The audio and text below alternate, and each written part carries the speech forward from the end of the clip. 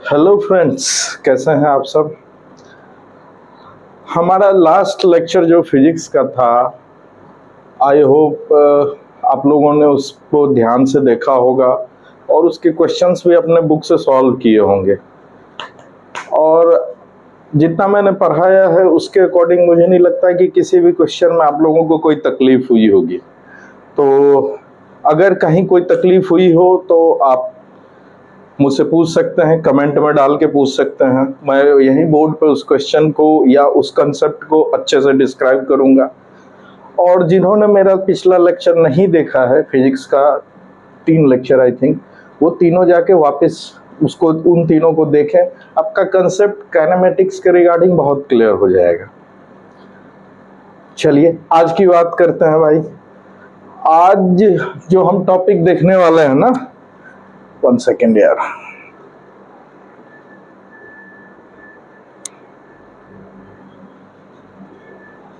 आज जो हम लोग टॉपिक देखने वाले हैं वो है मोशन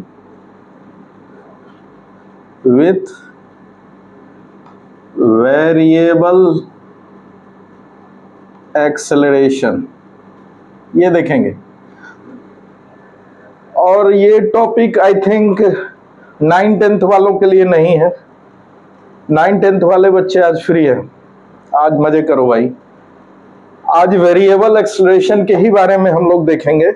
आज अटेंटिव हो जाइए 11-12 और प्रिपरेशन के स्टूडेंट्स, क्योंकि ये ऐसा टॉपिक है ना जहाँ पे मैथ और फिजिक्स बहुत कंबाइन हो जाता है, समझ में आता है मैथमेटिक्स का यूज क्या है।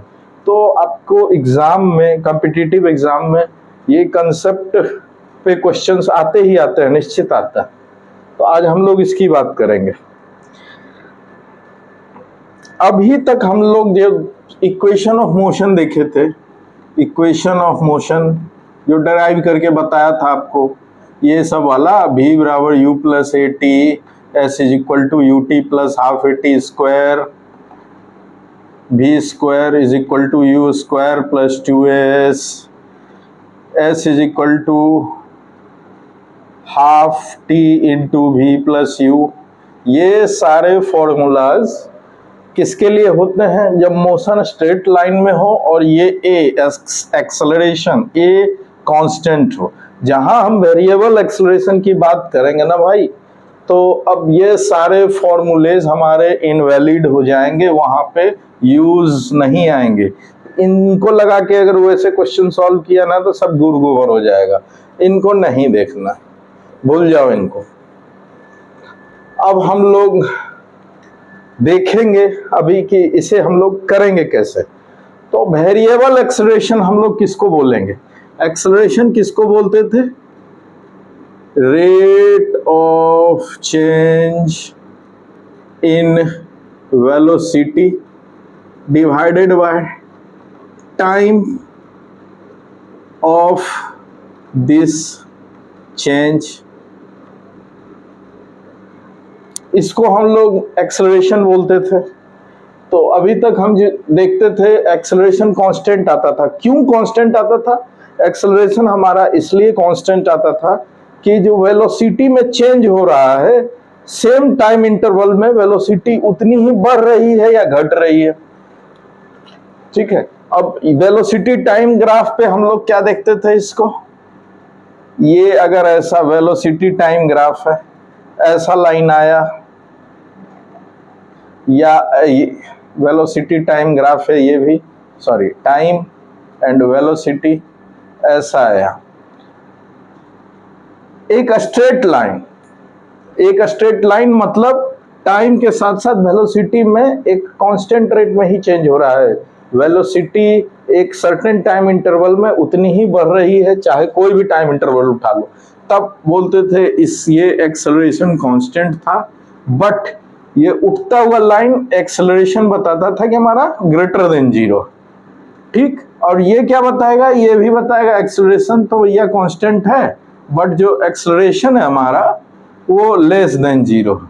ये केसेस हो गए जब हमारा एक्सेलरेशन कांस्टेंट है। अब इधर देखना ही नहीं, हमारा अब वेरिएबल एक्सेलरेशन की बात करते हैं। तो वेरिएबल एक्सेलरेशन हम पहचानेंगे कैसे कि कब एक्सेलरेशन वेरिएबल हो रहा है? तो जब भी उसका वेलोसिटी टाइम ग्राफ खींचेंगे ना, वेलोसिटी टाइम ग्राफ अगर हम खींच रहे हैं तो वो कुछ कर्व आएगा इस तरह से, कोई फंक्शन ऑफ टाइम आएगा, टाइम के हिसाब से ये कर्व चेंज हो रहा है, स्ट्रेट लाइन नहीं आएगी। अब जहां कर्व देखे क्वेश्चन में या जिसका भी ग्राफ में वेलोसिटी टाइम ग्राफ तुम्हें कर्व बता रहा है, सीधा ये किसका एग्जांपल है? Variable acceleration.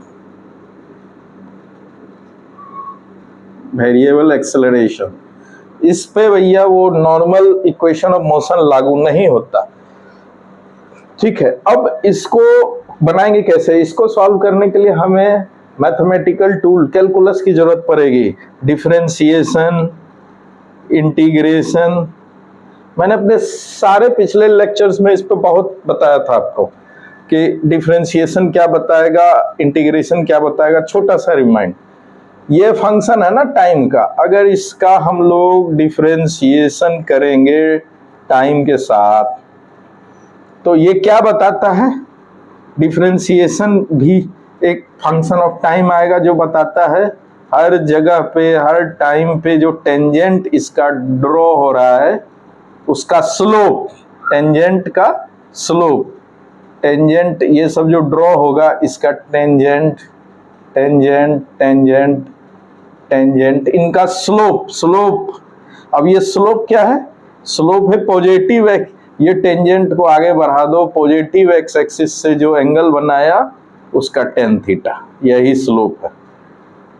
और यही स्लोप हमारा एक्सेलरेशन है। तो एक्सेलरेशन क्या है?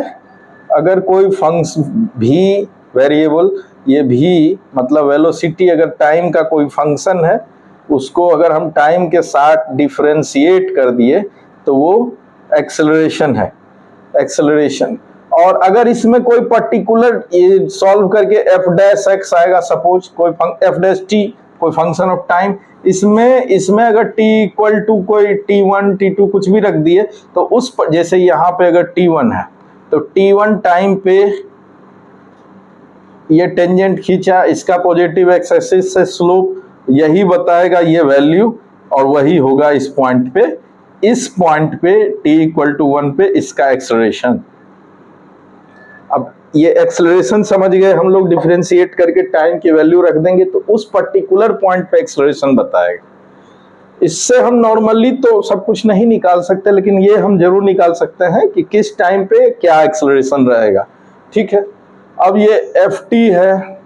अब हम डिस्प्लेसमेंट की बात करें तो हम लोग क्या देखे थे इसमें डिस्प्लेसमेंट, कि t0 से t1 तक हमारा जो ट्रेपेजियम बना उसका एरिया क्या कहलाता था? Displacement covered. Velocity time graph में जो t1 और कोई भी टाइम रखने के बाद जो एरिया बनता था उसको हम लोग क्या बोलते थे? इसके तय किया हुआ डिस्प्लेसमेंट, चेंज इन डिस्प्लेसमेंट। अब यहाँ पे t0 से t तक ले लो, अब ये जो एरिया बनेगा, यहाँ तक का एरिया बनेगा, ये कैसे पता चलेगा? यही हमारा डिस्प्लेसमेंट है, चेंज इन डिस्प्लेसमेंट है। तो ये कैसे पता चलेगा? ये पता चलेगा इस तरह से, v is equal to ds by dt लिखे, change in displacement divided by time, यही तो है v। और v है फंक्शन ऑफ टाइम, इसको इधर ले आओ, function of time into dt is equal to ds। अब इसको इंटीग्रेट कर देंगे कहां से कहां तक? t0 से t तक, t1 t1 लिए t1 तक, यही हो जाएगा s1 s2। यही अगर ये वैल्यू जो निकाल ली है ये हो गया चेंज इन डिस्प्लेसमेंट। तो वेलोसिटी टाइम ग्राफ से हम लोग ये सारा कुछ निकाल सकते हैं अभी भी, जब हमारा एक्सेलरेशन कांस्टेंट ना हो। ये डिस्टेंस नहीं है, डिस्प्लेसमेंट है, डिस्टेंस में गड़बड़ हो जाएगी, ध्यान देना।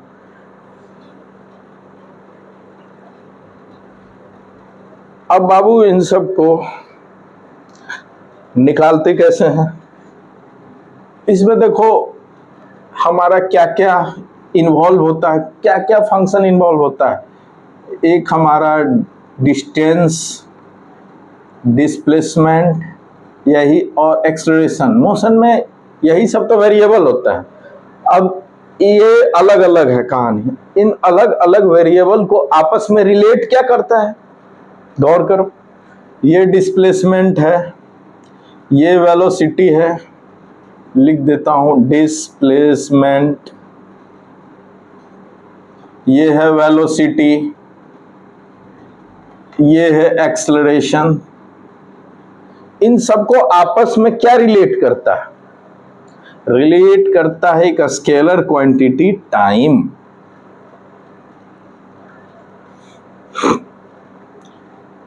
Distance travelled by time velocity, change in velocity by time acceleration. तो इनके आपस का रिलेशन निकलता है कब? जब टाइम है हमारे पास। ये टाइम ही इन तीनों को आपस में रिलेट करता है। हम इसी चीज का फायदा उठाएंगे।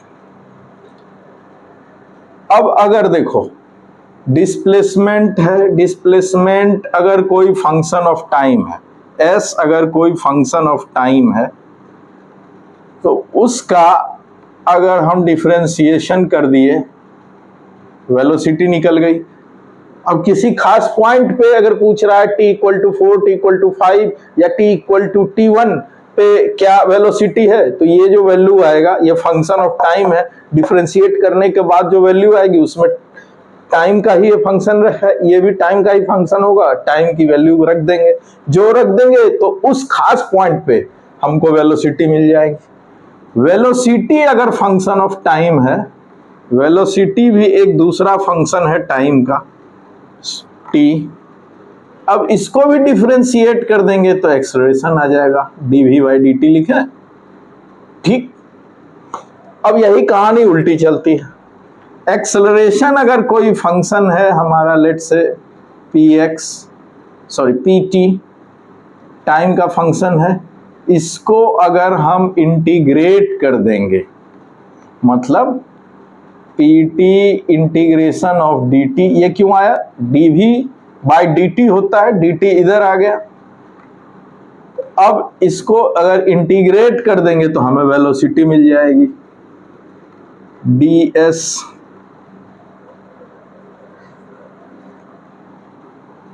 v into dt।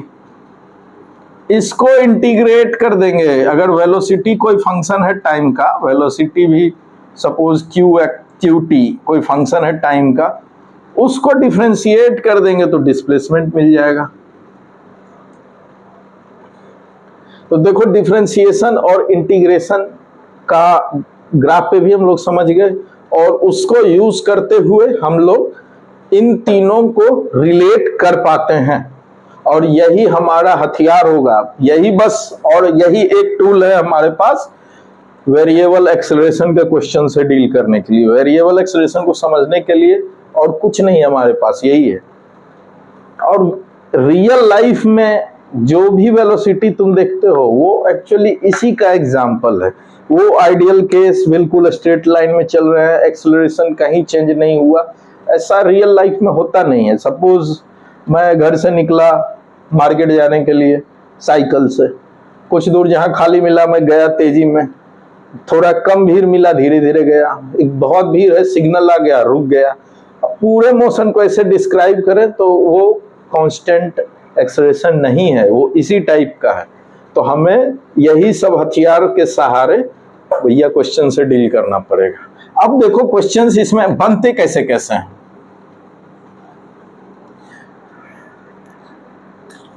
पहला लेते हैं हम लोग केस 1। फर्स्ट केस हमारे पास पता है 3 ही वेरिएबल है डील करने के लिए, डिस्प्लेसमेंट, वेलोसिटी, एक्सेलरेशन।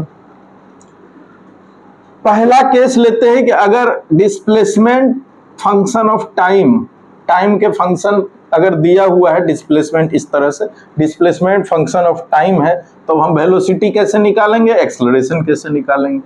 तो कुछ नहीं है, इसको एक बार डिफरेंशिएट कर देंगे ds बाई dt टाइम के साथ, यही dft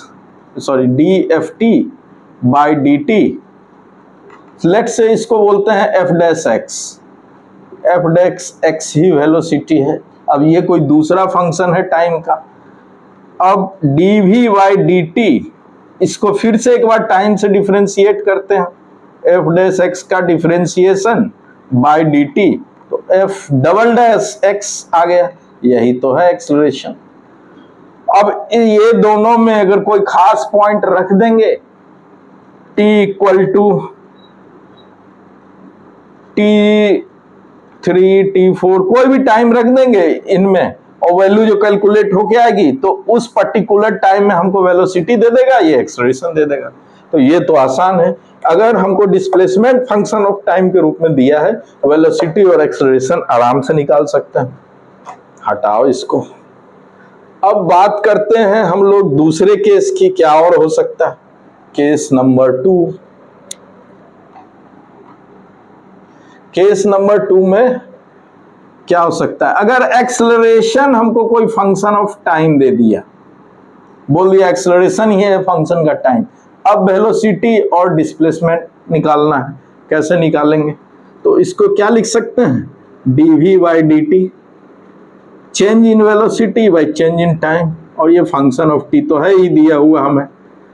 अब इसको dv रहने दो, function of time into dt कर देते हैं, दोनों तरफ इंटीग्रेशन यूज कर लेंगे, तो वेलोसिटी अब कोई एक फंक्शन ऑफ टाइम, दूसरा फंक्शन ऑफ टाइम आ जाएगा, एफ डैश टी प्लस सी सम कांस्टेंट। लेकिन अगर ये लिमिट दिया हुआ है तो वो वैल्यू डाल के डायरेक्ट निकाल सकते हैं उस पर्टिकुलर पॉइंट पे। तो अब एक्सेलरेशन अगर फंक्शन ऑफ टाइम है तो हमें वेलोसिटी फंक्शन ऑफ टाइम मिल गया।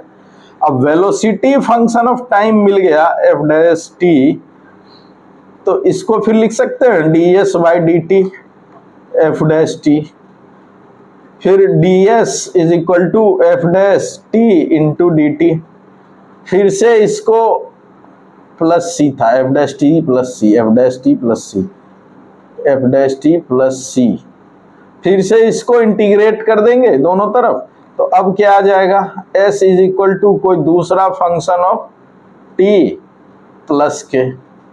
अब टाइम, जिस टाइम पे जो पूछ रहा हो वो सब डाल वाल के निकाल सकते हैं। अब हम तो अगर पहले केस में हमने क्या देखा, डिस्प्लेसमेंट दे दिया है, दूसरे केस में क्या देखा कि हमको वेलोसिटी एक्सेलरेशन ही फंक्शन ऑफ टाइम दे दिया है। तीसरे केस की बात करते हैं। तीसरे केस में हमको अब वेलोसिटी दे दिया है फंक्शन ऑफ टाइम। अब क्या, तो अब अगर वेलोसिटी को एक बार और टाइम से डिफरेंशिएट कर दिए,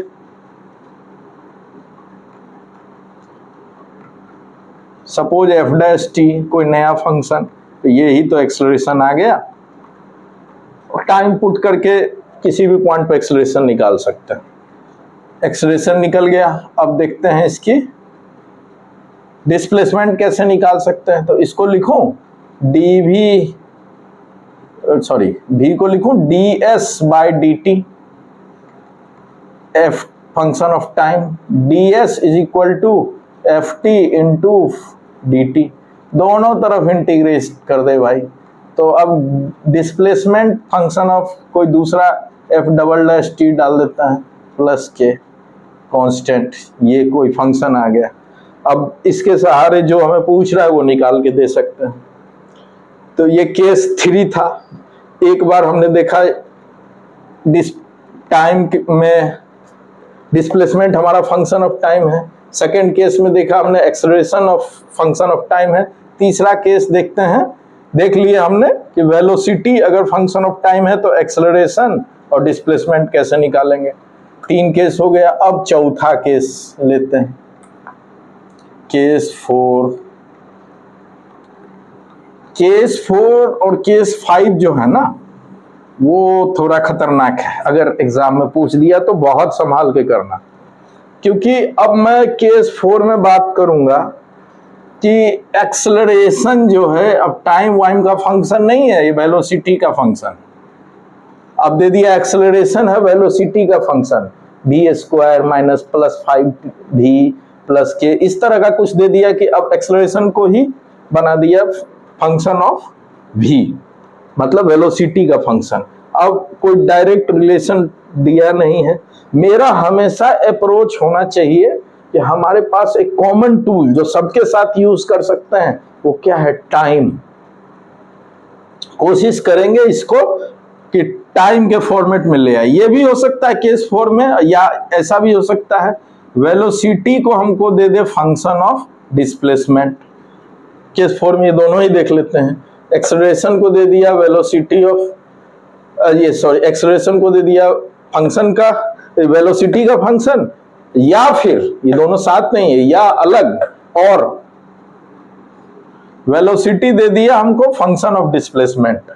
अब क्या कर सकते हैं, क्या कुछ टूल है, तो हम इसको अब हमें ये तो पता है, अब हमें ये और ये निकालना है। कैसे निकाल सकते हैं, इसको लिखें dv/dt f function of v, फिर dv by function of v, dv by function of v equal to dt। अब दोनों तरफ इंटीग्रेट कर लेंगे तो हमें क्या मिल जाएगा, टाइम मिल जाए, इंटीग्रेट कर लेंगे इस तरह से 0 to t v1 to v, initial time, starting velocity, कुछ ना कुछ केस ऐसा दिया रहेगा क्वेश्चन में कि हम निकाल सकें। तो अब हमें वेलोसिटी क्या मिल जाएगी, एक तरह से फंक्शन ऑफ टाइम। ये सॉल्व होने के बाद फंक्शन ऑफ टाइम मिल जाएगा। एक बार वेलोसिटी फंक्शन ऑफ टाइम मिल गया तो केस 1 केस 2 में पढ़े थे कि अब हम ये भी निकाल लेंगे, ये भी निकाल लेंगे, ये तो अब है ही टाइम के साथ, तो इसको ऐसे सॉल्व कर लेंगे। वही सेम कहानी है इसमें भी, इसको भी हम लिख सकते हैं ds/dt is equal to function of s। तो ds function of s is equal to dt, फिर से दोनों तरफ इंटीग्रेट कर लो। मान लो इनिशियल पोजीशन पे या कहीं भी पॉइंट 1 पॉइंट 2 पे कुछ ऐसा एक केस दिया रहेगा कि तुम ये इंटीग्रेशन कर पाओ, तो यहां पे ले लेते हैं s0 s, ये टाइम 0 t। अब इसको जब सॉल्व करेंगे तो हमको s मिल जाएगा एक फंक्शन ऑफ टाइम के रूप में। अब डिस्प्लेसमेंट मिल गया फंक्शन ऑफ टाइम के रूप में, तो तुम पिछले सब केसेस में देख चुके हो, डिस्प्लेसमेंट मिल गया, एक्सेलरेशन, वेलोसिटी सब निकाल देंगे। ये हो गया केस 4। इसको सिंपल इंटीग्रेट हम लोग जैसे करते थे टाइम के रेस्पेक्ट में नहीं कर सकते हैं ना, क्योंकि हम ये अब फंक्शन ऑफ एक्सेलरेशन दिया फंक्शन ऑफ वेलोसिटी, वेलोसिटी दिया फंक्शन ऑफ डिस्प्लेसमेंट, तो हमको इस तरह की कहानी को जुगाड़बाजी करनी पड़ेगी कि हम सेट करें ऐसा कि हम टाइम निकाल सकें। कोशिश हमेशा ऐसे क्वेश्चंस में वेरिएबल एक्सेलरेशन में अप्रोच ये होना चाहिए कि हम फाइनली टाइम के इक्वेशन में पहुंच सकें। जैसे अगर पहुंच गए क्वेश्चन सॉल्व कर लिए। एक और केस हो सकता है, केस 5। केस 5 क्या हो सकता है, केस 5 अपना बन सकता है कि अब एक्सेलरेशन हम लोगों ने देख लिया था इसमें। अब वेलोसिटी केस 4 में अब एक्सेलरेशन दे दे फंक्शन ऑफ डिस्प्लेसमेंट। अब कहानी फंस गई मेरे भाई। एक्सेलरेशन दे दिया है डिस्प्लेसमेंट का फंक्शन बना के, इस तरह s² माइनस 2s प्लस 4 कुछ भी s³। तो एक्सेलरेशन अब मेरे पास function of time, function of displacement है। अब हमें तो टाइम ही देखना पड़ेगा, टाइम कैसे कर सकते हैं, तो इसको हम लोग dv/dt लिखें फंक्शन ऑफ s। फिर एक छोटा सा इसमें भी हम लोग ट्रिक खेलते हैं।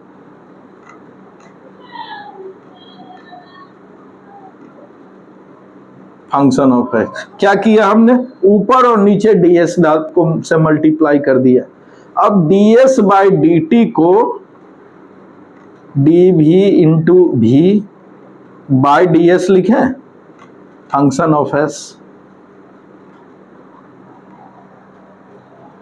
फिर अब हम लोग भी इसको ऐसा भी लिख सकते हैं, v into d v equal to function of s into d s, function of s d s भी फंक्शन ऑफ, अब दोनों तरफ भैया इंटीग्रेशन लगा लो तो वेलोसिटी आ जाएगी, हमको वेलोसिटी आ जाएगी फंक्शन ऑफ s के रूप में। अब इससे पिछले ही केस में देखे थे वेलोसिटी जब फंक्शन के रूप में आ जाए तो अब हम इसको लिख सकते हैं ऐसा, ds बाई डी टी, फिर से फंक्शन ऑफ s जैसा, और फिर ds by function of s dt, दोनों तरफ इंटीग्रेशन चलाएंगे, कुछ वैल्यूज इस तरह का दिया रहेगा क्वेश्चन में, और ना भी दिया रहे तो 0 to t variable s1 s2 s1 और initial 0, initial time 0, final t किसी भी पॉइंट के लिए हो जाएगा, initial displacement s, final displacement s1 और फाइनल डिस्प्लेसमेंट s। तो अब हमारा ये आ जाएगा कुछ ऐसा, डिस्प्लेसमेंट फंक्शन ऑफ टाइम जो चाहिए था हमें मिल गया, डिस्प्लेसमेंट फंक्शन ऑफ डिस्प्लेसमेंट मिल गया फंक्शन ऑफ टाइम, और ये निकाल के रख देंगे। तो मेरे हिसाब से मोशन विथ वेरिएबल एक्सेलरेशन में यही सब है, और ये सब भी शायद ही पूछे यार एग्जाम में, बता दिया लेकिन फंक्शन ऑफ टाइम ही ज्यादा पूछेगा, ज्यादा कॉम्प्लेक्स में नहीं जाएगा। एक दो एग्जाम्पल मैं शॉर्टलिस्ट करके रखा हूं आपके लिए, एक एग्जाम्पल मैं सॉल्व करके बताता हूं आपको। क्वेश्चन लिखते हैं,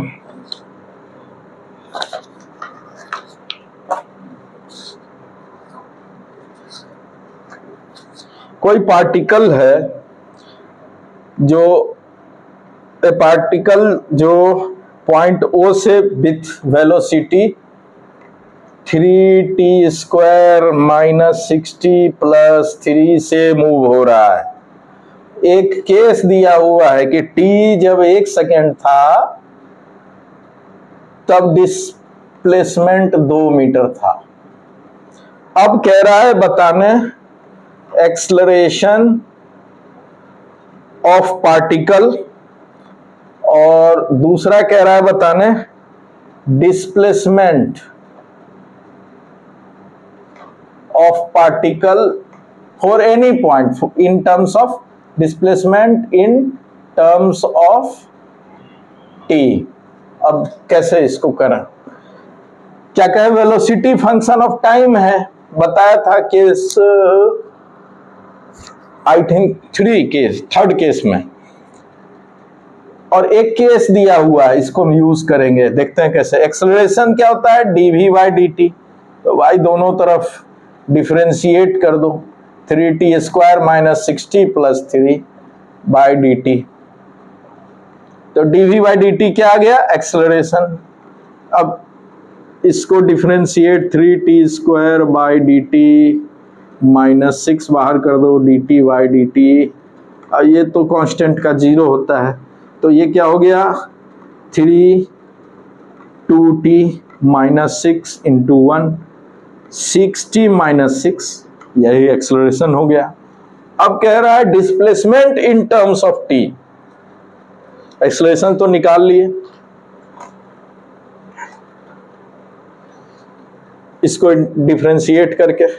अब कह रहा है ये हमारी वेलोसिटी तो है, अब डिस्प्लेसमेंट पूछ रहा है, displacement in terms of t, तो डिस्प्लेसमेंट कैसे निकालेंगे, इसको ds बाई डी टी लिखें is equal to 3t square minus 60 plus 3, इसको इधर रखते हैं, इसको ले जाके इधर मल्टीप्लाई करते हैं, नेक्स्ट बनेगा ds is equal to 3t square minus 60 plus 3 into d t, दोनों तरफ भाई इंटीग्रेट कर देते हैं, ये हो जाएगा s equal to integration 3 into t cube by 3 minus 6 into t square by 2 plus 3t plus k constant, क्योंकि हमने लिमिट नहीं डाला। अब यही k कांस्टेंट पता करने के लिए भाई ये दिया हुआ है, देखो आगे इसको, सॉरी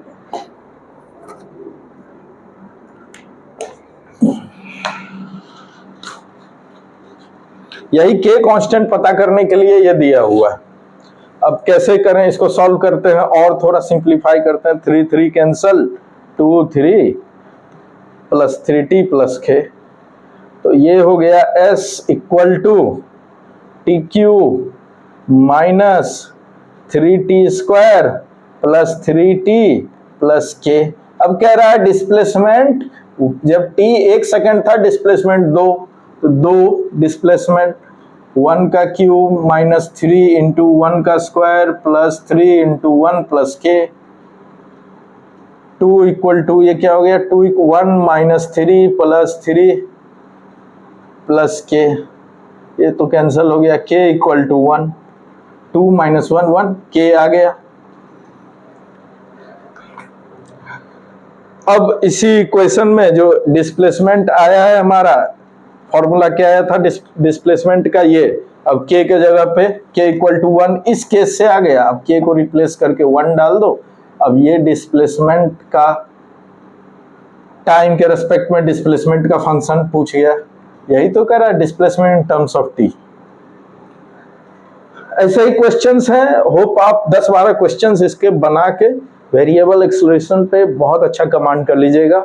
एग्जाम में इसके रिलेटेड क्वेश्चन आते ही आते हैं। चलिए आज के लिए इतना ही, थैंक यू।